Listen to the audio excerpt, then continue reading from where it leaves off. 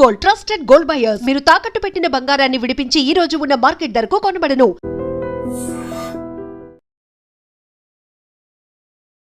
Sir, Pakistan మనకి మధ్య జరిగిన సింధూర్ ఆపరేషన్ అంతా పక్కకు వచ్చిన తర్వాత ఇప్పుడు సౌదీతో వాళ్ళకు రక్షణ ఒప్పందం జరుగుతుంది. దానివల్ల జరిగే నష్టం మనక వాళ్ళక? సో సౌదీ పాకిస్తాన్ అగ్రిమెంట్ అనగానే మన వాళ్ళు చాలామంది టెలివిజన్ ఛానల్లో డిబేట్లు మొదలైనవి. పాకిస్తాన్ మీద బాంబు వేస్తే సౌదీ అరేబియా ఎక్కడ రారు. సౌదీ అరేబియా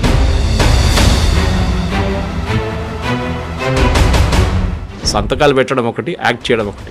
బలుచిస్తాలో జరుగుతున్న అంతర్గత విభేదాలకి భారత్లో ఉన్న రా ఏజెంట్లు చేస్తున్నారని పాకిస్తాన్ ఆరోపిస్తుంటారు. సార్, పాకిస్తాన్లో ఇప్పుడు మన స్పై ఒక ఆయన ఉన్నారు, రా ఏజెంట్ అని. పాకిస్తాన్ పట్టుకుని జైల్లో వేశారు. ఆయన ఎక్కడి నుంచి పట్టుకున్నారు సార్?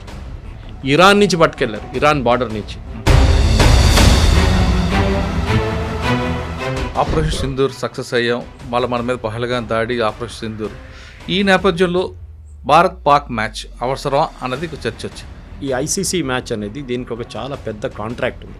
భారతదేశం పుల్అవుట్ అయితే $16 మిలియన్ కట్టాల్సి వచ్చింది.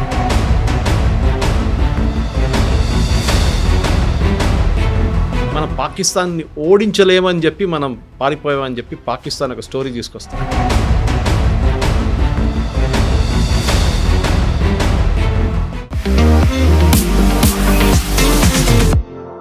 Welcome to iDream. Pakistan Saudi మధ్యన జరిగిన రక్షణ ఒప్పందం వల్ల భారతదేశానికి నష్టం జరుగుతుందా, లాభం జరుగుతుందా? వీరిద్దరి మధ్యన సయోజికి ఎవరు మధ్య ముందులోకి వచ్చారన్న విషయం అంతా మాట్లాడడానికి ప్రముఖ విశ్లేషకులు సురేష్ కొచ్చేటి గారు ఆయన క్లారిటీగా తెలుసుకుందాం. సార్ నమస్కారం. సార్, పాకిస్తాన్ మనకి మధ్యన జరిగిన సింధూర్ ఆపరేషన్ అంతా పక్కకు వచ్చిన తర్వాత ఇప్పుడు సౌదీతో వాళ్ళకు రక్షణ ఒప్పందం జరుగుతుంది. దానివల్ల జరిగే నష్టం మనక వాళ్ళక? ఒకవేళ జరిగిందా ఆల్రెడీ జరిగి ఉంటుంది, జరిగిన తర్వాత మనం దాన్ని ఏ విధంగా కౌంటర్ చేయొచ్చు? First of all sir, Pakistan Saudi Arabia agreement దీనికన్నా ముందు కూడా ఉండే, కొత్త అగ్రిమెంట్ కాదు ఇది. అవునా? చాలామంది కొత్తది అనుకుంటున్నారు. అది మినిస్ట్రీ ఆఫ్ ఎక్స్టర్నల్ అఫేర్స్ కూడా క్లారిఫై చేశారు. అది కాకుండా సౌదీ అరేబియాలో దీనికన్నా ముందు పనిచేసిన అంబాసిడర్లు 2-3 క్లారిఫై చేస్తారు. వాళ్ళ దగ్గర ఒప్పందం ఉంది. అంటే ఒప్పందం దేనికి వస్తుందంటే డిఫెన్స్ అగ్రిమెంట్ ఒకటి. అంటే ఇది అగ్రిమెంట్ ఏంటంటే మీరు చెప్తున్నారు ఒక నేటో లాగా ఫార్మాట్ లాగా వీళ్ళు ట్రై చేశారు సార్. ఇజ్రాయెల్ ఖతార్ మీద దాడి చేసిన తర్వాతనే వీళ్ళందరూ లేచి కూర్చున్నారు. వీళ్ళందరికీ ఒకటే భయం ఏంటంటే ఏ రోజు ఇజ్రాయెల్ మా మీద వచ్చి బాంబు పడేస్తారో అని చెప్పి. ఇప్పుడు ఖతార్ మీద ఎంత పెద్ద దాడి జరిగింది సార్. సరే, చనిపోయిన వాళ్ళు చాలా తక్కువ, కానీ దాడికి ఒక ఏం చెప్తారు, ఒక మెసేజ్ ఉండే సార్ దాంట్లో. టెర్రరిస్ట్కి మీరు ఎక్కడైనా దాచుకోండి, మిమ్మల్ని వచ్చి కొడతాం. సో ఎవరు చేశారు సార్ ఫస్ట్? అది మనం చేసాం. ఓకే. ఆపరేషన్ సింధూర్లో ఏం చేసాం? మనమే. నువ్వు ఎక్కడైనా దాచుకో, అవును, మిమ్మల్ని వచ్చి కొడతాం. ఇజ్రాయెల్ చేసింది ఏం సార్? అదే చేశారు. అంటే మనం చెప్పింది కూడా మన బోర్డర్లో నిలబడి మీ ప్లేస్లో కొడతాం అని కొడతాం. వాళ్ళేమో లోపల వెళ్ళి కొట్టేసి బయటకు వచ్చేస్తారు. కానీ సౌదీ అరేబియా దగ్గర తీసుకుందాం సార్ సీన్. వాళ్ళ దగ్గర చాలా మోడర్న్ ఆర్మీ అని ఒకటి ఉంది. అంటే కొట్లాడడానికి కాదు, వాళ్ళ దగ్గర ఆయుధాలు ఉన్నాయి. అది ఎందుకు కొనుక్కుంటారంటే యూఎస్ని హ్యాపీగా పెట్టుకోవాలి. చాలా ప్లేన్స్ తీసుకుంటారు, డబ్బులు విపరీతంగా ఉంటారు. ప్లేన్లు తీసుకుంటారు, ఆయుధాలు కొనుక్కుంటారు. ఎక్కడ వాడుకుంటారు సార్ వీళ్ళు? హూతీల మీద వాడుకున్నారు. దీనికన్నా ముందు హూతీలు దాడి చేసినప్పుడు సౌదీ అరేబియా రిటర్న్ దాడి చేశారు. ఈ ఒప్పందం చేసి 2 రోజుల ముందు, నాకు ఆ వీడియో వెరాసిటీ ఎగ్జాక్ట్లీ తెలియదు సార్, కానీ పాకిస్తాన్ నుంచి 2000 మంది సోల్జర్స్ ఎయిర్పోర్ట్లో దిగుతున్న వీడియో ఒకటి బయటకు వచ్చింది సౌదీ అరేబియాలో, రియాద్లో. అది కొత్త వీడియోనా పాత వీడియోని తెలియదు, కానీ న్యూస్ ఏముండే అంటే పాకిస్తాన్ వాళ్ళ సోల్జర్స్ని సౌదీ అరేబియాకి పంపిస్తున్నారు హూతీలతో కొట్లాడడానికి, పోరాటం చేయడానికి. అది ఎప్పుడు పోరాటం కదా, దానికి మళ్ళీ ఇప్పుడు మద్దతు ఇస్తుంది. అది సో ఈ లాస్ట్ 2 సంవత్సరాలు 3 సంవత్సరాలు హూతీలు సౌదీ అరేబియా మీద దాడి చేయలేదు. అవును, కానీ వాళ్ళిద్దరి మధ్య విభేదాలు ఎప్పటి నుంచి ఉన్నాయి? అది న్యాచురల్. ఎందుకంటే సనా అక్కడున్న యమనీస్ గవర్నమెంట్, లీగల్ గవర్నమెంట్ ఒకటి, ఇల్లీగల్ గవర్నమెంట్ ఒకటి, రెండునే. అక్కడ క్యాపిటల్ సనా ఒక చేతిలో ఉంది, ఇంకా మిగతా ఏరియాలు ఇంకో చేతిలో. వీళ్ళేమో మెయిన్లీ ఇప్పుడు షిప్పింగ్ మీద దాడి చేస్తున్నారు. అక్కడి నుంచి వెళ్ళే షిప్స్ మీద దాడి చేస్తున్నారు. Israel affiliated, US affiliated ships మీద దాడి చేస్తున్నారు. పాకిస్తాన్కి భయం ఏంటంటే ఇదే దాడి, ఏది ఇజ్రాయెల్ చేసిన దాడి మా మీద కూడా ఒకరోజు జరగచ్చు. ఇప్పుడు మొన్న స్టేట్మెంట్ ఇష్యూ చేసిన చూసారా మీరు? షబాజ్ షరీఫ్ ఏం చెప్పారు? మా దగ్గర ఉన్న న్యూక్లియర్ అసెట్స్ కూడా కావాలంటే సౌదీ అరేబియాకి ఇచ్చేద్దాం. అవును, ఇది చాక్లెట్ పంచిపెట్టడం కాదు సార్. న్యూక్లియర్ అసెట్స్ అనేది ఫస్ట్ ఆఫ్ ఆల్ అసెంబుల్ స్టేట్లో ఎప్పుడు ఉండవు. దాని లాంచ్ వెహికల్ ఒకటి ఉంటుంది, దాని మిసైల్ ఉంటుంది, దానికి ఉన్న మెయిన్ బాంబ్ ఒకటి ఉంటుంది, అది అసెంబుల్ చేయాల్సి వస్తుంది. దాన్ని సపరేట్గా పెడతారు, ఎందుకంటే ఎప్పుడైనా యాక్సిడెంట్ డెటోనేట్ అయితే పెద్ద ఇష్యూ అయిపోతుంది. మొత్తం రాజ్యం ఖాళీ అయిపోతుంది రాత్రికి రాత్రి. సో ఎప్పుడైనా డిసెంబర్ చేసి పెడతారు. పాకిస్తాన్ ఇప్పుడు చేస్తున్న ఇంగ్లీష్లో అంటారు పాస్చరింగ్ అంటారు, అంటే మా దగ్గర చూడు బాంబు ఉంది మేము కొడతాం మిమ్మల్ని అని. మోదీ గారు దీన్ని న్యూక్లియర్ బ్లఫ్ అన్నారు ఒకసారి ఆపరేషన్ సింధూర్ టైంలో. నా దగ్గర ఉంది అని చెప్తే వెళ్ళి కొట్టాము. దాని తర్వాత ఏం చెప్పట్లేదు ఇప్పుడు, నా దగ్గర ఉంది అని ఇప్పుడు మాట్లాడలేదు. కైరానా హిల్స్లో ఏం జరిగింది ఎవరికి తెలియదు. కానీ ఒప్పందం ఎందుకు? సౌదీ అరేబియా ఇంత ఫాస్ట్గా వెళ్ళేందుకు ఒప్పందం చేస్తున్నారు పాకిస్తాన్తో.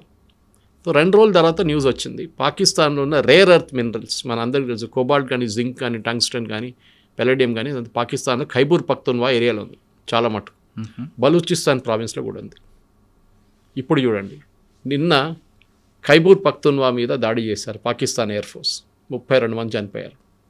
ఎందుకు చేశారు సార్? ఇవాళ దాకా బలూచిస్తాన్ మీద దాడి చేశారు కానీ ఖైబూర్ పఖ్తూన్వా మీద ఎప్పుడు దాడి చేయలేదు. చేశారు, చిన్న ఆపరేషన్స్ ఉండే కానీ మేజర్ ఆపరేషన్ ఎప్పుడు జరగట్లేదు. పాకిస్తాన్ ఆర్మీ ఏమంటున్నారంటే మేము బాంబ్ చేయలేదు, అక్కడ తాలిబాన్ తీసుకొచ్చిన మిసైల్ పేలిపోయిందంట. తాలిబాన్ ఎక్కడి నుంచి వస్తారు సార్? ఆఫ్ఘనిస్తాన్ నుంచి, కాబోల్. అంటే ఇప్పుడు పాకిస్తాన్కి 2 ఫ్రంట్ వార్ వచ్చేసింది. ఇప్పుడు ఒకటి వైపు భారతదేశం, ఇంకోటి వైపు ఆఫ్ఘనిస్తాన్ నుంచి తాలిబాన్ కొట్టడం. దాని తెహ్రీకే తాలిబాన్ వాళ్ళు ఆల్రెడీ ఉన్నారు అక్కడ, వాళ్ళు కొడుతున్నారు రెగ్యులర్గా. సార్ వాళ్ళతో పాటు బలుస్తాన్ కూడా ఎప్పుడు పక్కల బల్లిలో ఉంది కదా వాళ్ళది. దానికోసం చూడండి సార్, యుఎస్ శాంక్షన్స్ లిస్ట్ ఇన్ని రోజులు పెట్టకుండా ఇప్పుడు పెట్టారు. బలూచిస్ని శాంక్షన్స్ లిస్ట్లో పెట్టారు, టెర్రర్ ఆర్గనైజేషన్ అని చెప్పి. 3 రోజుల ముందు యూరోపియన్ యూనియన్ చేసి ఇన్ని రోజులు చేయలేదు సార్. ఎప్పటి నుంచో బలూచిస్తాన్ మూవ్మెంట్ నడుస్తుంది అక్కడ. ఎప్పటి నుంచో అక్కడ జాఫర్ ఎక్స్ప్రెస్ మీద బాంబు దాడి చేసి చాలామంది పాకిస్తాన్ సోల్జర్స్ చంపారు. అప్పుడు ఏం లేని ప్రశ్నకి ఇప్పుడు ఎట్లా వచ్చింది? సో సౌదీ అరేబియా డీల్ మనం భయపడక్కర్లేదు. It's more of optics. ఎందుకంటే సౌదీ అరేబియా రెగ్యులర్ ఆర్మీ లేదు, వాళ్ళ దగ్గర ఉన్నంత హైడ్ ఆర్మీ చాలా మటుకు. అంటే వాళ్ళు ప్రొఫెషనల్గా ఇప్పుడు యూరోపియన్లో మనం ఒక యూకే ఆర్మీ తీసుకుందాం, లేకుంటే మనం ఈవెన్ రష్యన్ ఆర్మీ తీసుకుందాం, ఎంతైనా కానీ ఇంత ధ్వంసం జరిగినా కానీ భారతదేశ ఆర్మీ తీసుకుందాం, మనం ట్రైన్డ్ ఆర్మీ మనది. Even Pakistan for that matter. Saudi Arabia దగ్గర అది లేదు సార్. సౌదీ అరేబియా క్యాల్కులేషన్ అంటే రేపు ఇజ్రాయెల్ మా మీద దాడి చేస్తే మమ్మల్ని ఎవరు రక్షిస్తారు? షుడ్ బి సంబడి కదా. వాళ్ళ దగ్గర కూడా జెట్స్ ఉన్నాయి, ఫ్లై చేస్తారు, అది చేస్తారు, అని చేస్తారు. కానీ ఇది చిన్నపిల్లల ఆట కాదు, ఇది ఏదో సైకిల్ మీద నడిపించుకుంటూ పోయి బాంబులు వేయడం కాదు కదా. ఇది ట్రైన్డ్ కావాలి. సో ట్రైన్ పాకిస్తాన్ దగ్గర. ఇప్పుడు కూడా మీరు చూడండి, ఈ సౌదీ అరేబియా లాంటి కంట్రీస్లో అక్కడున్న పోలీస్ ఫోర్స్ కానీ ఆర్మ్ ఫోర్సెస్ మిగతా దేశాల నుంచి వస్తారు. కాంట్రాక్ట్ మీద తీసుకుంటారు. 2 సంవత్సరాలు 3 సంవత్సరాలు 5 సంవత్సరాలు కాంట్రాక్ట్ మీద తీసుకుంటారు. యూజువలీ గవర్నమెంట్ ఉంటుంది అగ్రిమెంట్స్. అది పాకిస్తాన్ గవర్నమెంట్తో ఒప్పందం చేస్తారు, వాళ్ళు పంపిస్తారు, కొత్తగా మళ్ళీ ఇంకో ట్రూపర్స్ని ఇంకో నెక్స్ట్ వస్తారు అనమాట. ఈ అగ్రిమెంట్తో భారతదేశానికి ఏ థ్రెట్ లేదు. ఎందుకంటే మన మీద ఎవరు దాడి చేస్తారు? సౌదీ అరేబియా చేస్తారా? ఎంత దూరం రావాలి దానికి? వాళ్ళు అక్కడి నుంచి ఫ్లై చేసుకుని ఇక్కడ దాకా 4 గంటలు 5 గంటల సేపు పడుతుంది వాళ్ళకి. వాళ్ళు రాలేరు, వాళ్ళకి అంత కేపబిలిటీ లేదు. ఇజ్రాయెల్ కాదు వాళ్ళు. పాకిస్తాన్ చేస్తారా? పాకిస్తాన్ ఏమంటుంది, మా మీద ఎవరైనా దాడి చేస్తే సౌదీ అరేబియా మా హెల్ప్కి వస్తుందని. అదే వాళ్ళ మీద చేస్తే మా మీద చేసినట్లుగా ఒక స్టేట్మెంట్ కూడా ఇప్పించారు. సో ఖతార్తో ఎందుకు చేసుకోలేదండి ఇది ఒప్పందం? బహ్రెయిన్తో ఎందుకు చేసుకోలేదండి ఒప్పందం? ఇది ఆ రోజు ఖతార్లో దోహాలో మీటింగ్ జరిగింది. మీరు అందరు వచ్చారు, foreign ministers of all Arab countries వచ్చిన తర్వాత అక్కడ డిసిషన్ ఏం తీసుకున్నారంటే నేటో లాగా ఒక అగ్రిమెంట్ చేద్దాం మనం చెప్పారు. దాన్ని యూఎస్ అప్పుడే కొట్టుపడేస్తుంది, మీరు ఏ అగ్రిమెంట్ చేయకూడదని చెప్పి. అంటే ఇజ్రాయెల్ ఏం చెప్పారంటే వీళ్ళు ఎక్కడెళ్ళి కూర్చున్నా కానీ వాళ్ళు ఖతార్లో ఉన్నారు, రేపు వెళ్ళి సౌదీ అరేబియాలో కూర్చుంటే మేము అక్కడ కూడా వచ్చి కొడతాం. దేనికన్నా ముందు మేము ఇరాన్లో కొట్టాం, మేము ఇప్పుడు ఖతార్లో కొట్టాం, రేపు సౌదీ అరేబియా అక్కడ కూడా వెళ్ళి కొడతాం. వీళ్ళకి దాచుకోవడానికి ప్లేస్ ఉంటుంది హమాస్కి. సో సౌదీ పాకిస్తాన్ అగ్రిమెంట్ అనగానే మన వాళ్ళు చాలామంది టెలివిజన్ ఛానల్లో డిబేట్లు మొదలైనవి. రేపు మనం పాకిస్తాన్ మీద బాంబు వేస్తే సౌదీ అరేబియా ఎక్కడ రారు. సౌదీ అరేబియా వాళ్ళు పని చూసుకుంటారు, వాళ్ళకి దీంతో ఏ సంబంధం లేదు. సంతకాలు పెట్టడం ఒకటి, యాక్ట్ చేయడం ఒకటి. ఇప్పుడు యుక్రెయిన్ వార్లో కూడా చూడండి సార్, ఏం పెద్ద స్టేట్మెంట్ ఇచ్చారు European union countries.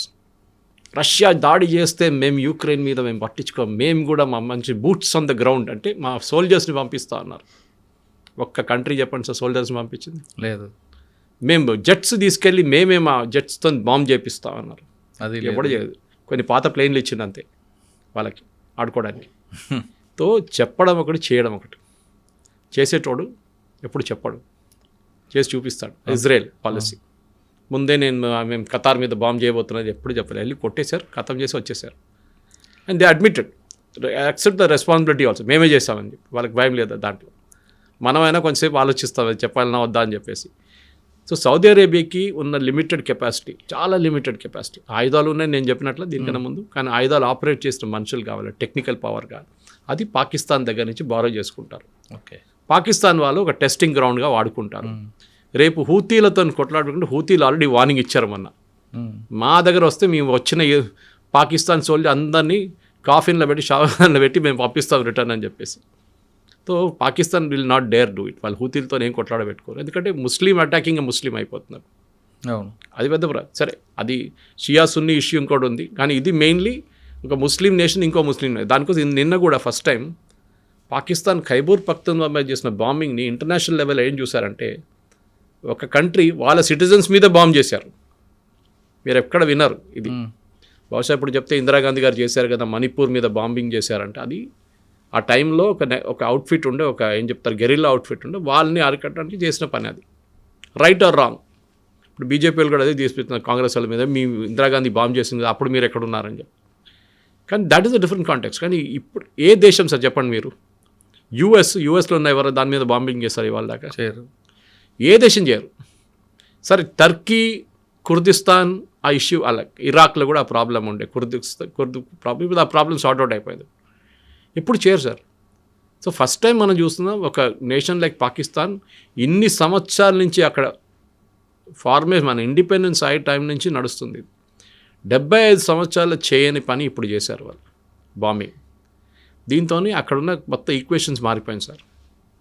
Khyber Pakhtunkhwa అనేది ఒక రెబెల్ కంట్రీ లాగా, ఒక మినీ ఆఫ్ఘనిస్తాన్ అనుకోండి.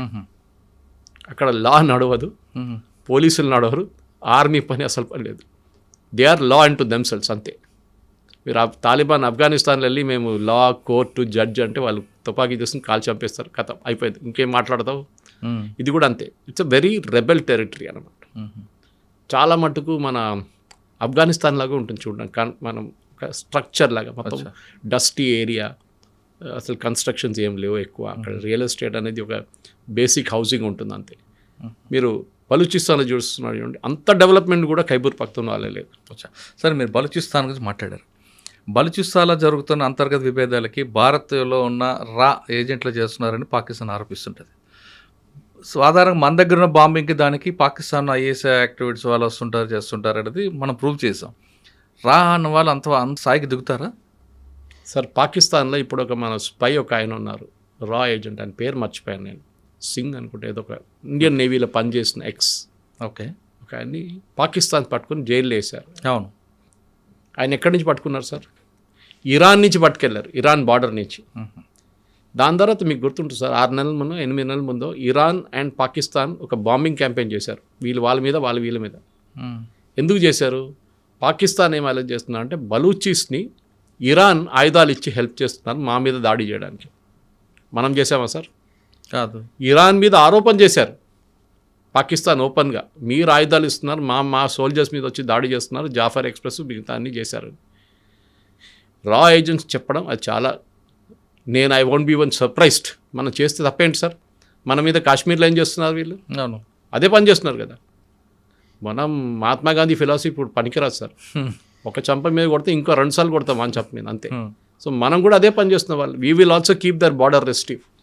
అక్కడ మనం కూడా వాళ్ళని ఎప్పుడు టెన్షన్లో ఉంచుకోవాలి వాళ్ళని. సార్, కాశ్మీర్ వ్యవహారం వచ్చారు మీరు. ఆపరేషన్ సింధూర్ సక్సెస్ అయ్యాం, మళ్ళీ మన మీద పహల్గాం దాడి, ఆపరేషన్ సింధూర్. ఈ నేపథ్యంలో భారత్ పాక్ మ్యాచ్ అవసరం అన్నది చర్చ వచ్చింది సార్. ఈ ఐసీసీ మ్యాచ్ అనేది దీనికి ఒక చాలా పెద్ద కాంట్రాక్ట్ ఉంది ఒకటి. ఇన్ఫ్యాక్ట్ భారతదేశం పుల్అవుట్ అయితే $16 మిలియన్ కట్టాల్సి వచ్చింది. $16 మిలియన్, ఎందుకంటే television rights, advertising rights, ticket స్టాండ్లో టికెట్స్ దాన్ని అమ్మేశారు ఆల్రెడీ. కరెక్ట్, మీరు అడిగిన ప్రశ్నకి ఆడాలన్నా వద్దా అనేది ఇప్పుడు ఆలోచించండి. భారత్ బాయ్కౌట్ చేస్తుంది అనుకోండి, $16 ఏమవుతుంది సార్? నష్టం జరుగుతుంది. నష్టం పోతే అది కూడా మనం కట్టేస్తాం. 16 మిలియన్ బీసీసీ చిన్న అమౌంట్. కానీ అది కాదు ఇంపార్టెంట్. మనం పాకిస్తాన్ని ఓడించలేమని చెప్పి మనం పారిపోయామని చెప్పి పాకిస్తాన్ ఒక స్టోరీ తీసుకొస్తాం. కానీ ఆ స్టోరీ తీసుకొస్తారు కరెక్టే, కానీ వాళ్ళకు కవ్వింపు చర్యలు మాత్రం ఉన్నాయి కదా. సెకండ్ ఇవ్వకుండా వెళ్ళడం ఒకటి, బ్యాట్ పట్టుకొని వెపన్ లాగా చూపించడంతో పాకిస్తాన్ ఏంటంటే సెల్ఫ్ గోల్ కొట్టుకున్నారు. అది 6 చూపించాడు బౌండరీ దగ్గర. సో పాకిస్తాన్ ఓడిపోయారు, షేక్ హ్యాండ్ చేయలేదు ఫస్ట్ టైంతో. ఏమందరూ అనుకున్నారు సెకండ్ టైం షేక్ హ్యాండ్ చేస్తారా బహుశా, సెకండ్ టైం కూడా చేయలేదు. చేయలేదు. ఈ లాంగ్వేజ్ మనం పాకిస్తాన్ని ఒక కబడ్డీ మ్యాచ్లో ఓడిపిస్తే కూడా అది మ్యాచ్, అది మనకు చాలా ఇంపార్టెంట్. పాకిస్తాన్ని ఏ గేమ్లో అయినా ఓడిపోయారు, కానీ వాళ్ళ బాడీ లాంగ్వేజ్ డిఫరెంట్ చూపిస్తున్నారు కదండి. వాళ్ళు చూపించండి. ఓడిపోతున్నాడు ఏదైనా చేస్తాడు, ఓడిపోతున్నాడు ఏ బాడీ లాంగ్వేజ్ అని చూపిస్తాడులే. కానీ వాళ్ళు గెలిచారా, గెలవలేదు కదా. We have proved a point on the field. వాళ్ళు ఓడించి ఒకసారి కదా 2 సార్లు ఓడించాం. That is the most important thing. నేను యాక్చువల్లీ 2 మ్యాచ్లు చూడలేదు సార్. నేను చూడలేదు, ఎందుకంటే నాకు ఒక ప్రాబ్లం ఉంది. నాకు ఇండియా పాకిస్తాన్ మ్యాచ్ ఎప్పుడైనా ఉన్నప్పుడు నేను చూస్తే ఇండియా ఓడిపోతారు. సో నేను ఎప్పుడు చూడబెట్టుందా చాలా తక్కువ ఇండియా ఓడిపోయింది. ఎందుకంటే ఇప్పుడు దాకా ఇండియా పాకిస్తాన్ రేషియోలో మోస్ట్ ఆఫ్ టైం ఇండియా గెలిచారు ఇప్పుడు. కానీ నాకు సైకలాజికల్గా ఉంటుంది అది ఇండియా పాకిస్తాన్ కాదు ఏదైనా మ్యాచ్లో. సో నేను లాస్ట్లో ఇండియా గెలుస్తున్నారని చెప్పితే అప్పుడు వెళ్ళి లాస్ట్ 3 ఓవర్లు చూస్తాను నేను అంతే. సో ఎనీవే ఈ మ్యాచ్ ఆడడంలో నా ఒపీనియన్ ప్రకారం మంచి పని చేశారు. ఎందుకంటే మనం అక్కడి నుంచి జరిగిపోయి ఉంటే పాకిస్తాన్లో క్యాంపెయిన్ ఏముంటుంటే చూడండి భయపడ్డారు, ఆపరేషన్ సింధూర్లో మేము 6 ప్లేన్లు కొట్టేసాం, చూడండి భారతదేశం మాతను ఆడడానికి భయపడుతున్నారు ఇప్పుడు. కానీ మనం గెలిచి చూపించాం వాళ్ళకి. పాకిస్తాన్ కూడా బాయ్కాట్ చేస్తా అన్నారు కదా సార్, షేక్ హ్యాండ్ చేయకపోతే ఫస్ట్ మ్యాచ్ తర్వాత థర్డ్ ఎంపైర్ తీసేమని చెప్పారు కదా మ్యాచ్ రెఫరీని. చేశారా? లేదు. మర్యాదగా వచ్చారు, కొంచెం మ్యాచ్ డిలే చేశారు, 27తో డిలే చేశారు, రిటర్న్ వచ్చారు కదా మళ్ళీ లైన్కి వచ్చేసారు. సో ఐ థింక్ ఒక డిప్లొమాటిక్ లెవెల్ చూస్తే ఇంకోటి, స్పోర్టింగ్ లెవెల్ చూస్తే ఇంకోటి, కమర్షియల్ డీల్లో చూస్తే ఇంకోటి. సరే మనం ఇప్పుడు దుబాయ్లో ఆడుతున్నాం. ఎందుకు దుబాయ్లో ఆడుతున్నాం? ఢిల్లీలో ఆడొచ్చు కదా సార్. ఇదే మ్యాచ్ ఢిల్లీలో జరిగితే పాకిస్తాన్ వస్తారా సార్? దుబాయ్లో ఎందుకు ఆడే ముందు మనం షార్జాలో ఆడుతున్నాం, మీకు గుర్తుండి ఇప్పుడు కాదు దీనికన్నా ముందు Sharjah was common ground. Sharjah cup కూడా ఉంది కదా. Sharjah was common. ఎందుకు షార్జాకి వెళ్ళాం మనం? ఎందుకంటే పాకిస్తాన్ ఇండియాకి రావడానికి భయపడతారు. సో ఇప్పుడు మనం ఆ మ్యాచ్ అంటారు we have buried the ghost అంటాం ఇంగ్లీష్లో. అక్కడ అయిపోయింది, మనం అక్కడ దఫ్నా చేసేసాం కంప్లీట్గా. ఇప్పుడు వాళ్ళే కొట్టుకుంటున్నారు. ఇప్పుడు వాళ్ళ కామెంటేటర్ వసీం అక్రమ్ కానీ మిగతా వాళ్ళు తిట్టుకుంటున్నారు పాకిస్తాన్ టీంని. ఏంట్రా ఇది, ఒకసారి ఓడిపోయారు 2 సార్లు ఓడిపోయి ఎందుకుంటున్నారు మీరు అని చెప్పేసి. చిన్న టోటల్ కాదు, సెకండ్ టైం మనం క్రాస్ చేస్తుంది. 171 is not a small total. It I think highest, చేసింగ్లో India highest in Asia cup. Okay. So politics పక్కన పెట్టాలి సార్ ఎప్పుడు స్పోర్ట్స్లో. సరే ఎమోషనల్గా కరెక్ట్, పహల్గామ్ జరిగింది, ఆపరేషన్ సింధూర్ చేసాం, కానీ మనం బాయ్కాట్ చేస్తే what message does it send out అనేది మనం చూడాలి. మనకేమైనా బెనిఫిట్ వస్తుందా? ఏం రాదు, ఉన్నది నష్టమే. ఆడడం బెటర్, ఆడి చూపించి వాళ్ళని ఓడిపించాలి. అది చేసాం మనం. దట్ ఈస్ మై మిగతా ప్రేక్షకులకి ఇంకా ఒపీనియన్ ఉండొచ్చు, కానీ బహుశా నా ఒపీనియన్ ఇట్స్. చెప్పేవాడు చేయడు, చేసేవాడు చెప్పడు అని అంటున్నారు సురేష్ గారు. పాకిస్తాన్ సౌదీస్ మధ్యన ఒప్పందం వల్ల మనకు ఏ మాత్రం ఒరిగేది లేదు, మనం హ్యాపీగా ఉండొచ్చు అంటూ సురేష్ గారి విశ్లేషణ. ఇది పాకిస్తాన్ సౌదీ మధ్యన జరిగిన ఒప్పందంపైతో పాటు పాకిస్తాన్ ఇండియా క్రికెట్ మ్యాచ్పై సురేష్ గారి విశ్లేషణ. మరో అంశాల్లో మళ్ళీ కలుద్దాం. అంతవరకు నమస్తే. థ్యాంక్ యూ అండి. Thank you sir. And don't forget to subscribe to iDream. And for more videos, please subscribe to iDream. Please subscribe to iDream. Please subscribe iDream. And please subscribe to iDream. For more videos, subscribe to iDream. please like, share and subscribe to the channel. Congratulations, iDream. Subscribe to iDream. Subscribe to iDream. So subscribe to iDream Media. iDream ki iDream team andarki huge congratulations. Please subscribe iDream Media. Please subscribe to iDream. Subscribe iDream. Please subscribe to iDream. iDream అంటే నా కళల ఛానల్ను subscribe చేసుకున్న నోరు తిరుగుతలేదు, మీరైతే గంట గుర్తు కొట్టండి. For more such videos, please subscribe to iDream. Subscribe to iDream. Please subscribe to iDream. Please subscribe iDream Media. Please do subscribe to iDream. Please subscribe to iDream Media. For best entertainment and information, please subscribe iDream.